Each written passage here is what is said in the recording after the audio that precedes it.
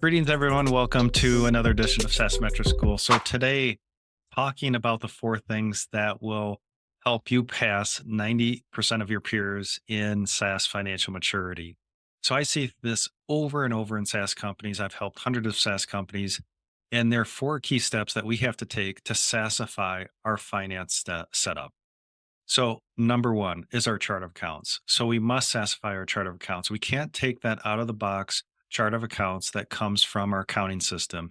And what's a chart of accounts? Well, it's a numerical listing of all the general ledger accounts in our financial statements from balance sheet to our P&L. So they're numbers, they're descriptions, and that's where all the debits and credits go. So we need enough detail there so that we can set up the proper SaaS P&L, so we can do accurate financial analysis.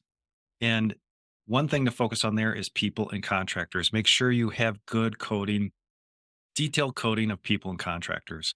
The next thing is the proper SaaS P&L setup. There is so much useful information we can take from a SaaS P&L. So, of course, what's our revenue model? Clear and distinct revenue streams. The departments in our cost of goods sold section that supports the delivery of revenue, accurate gross profit, margins by revenue stream, our OpEx profile, EBITDA. And this all flows then into our SaaS metrics. So the foundation we put in place here, it helps us further down line.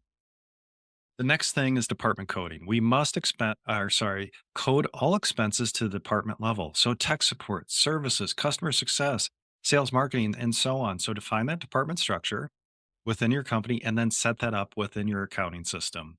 Every single expense must be coded to the department level in your financial close process. And then finally, revenue recognition. Of course, accounting, we're talking accounting here, but it's so important.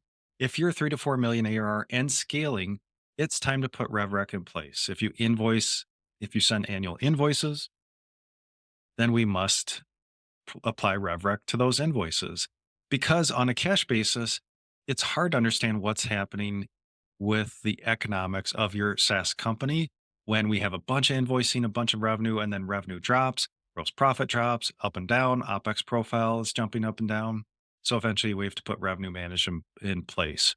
So if you do these four steps, you'll be ahead of 90% of your peers.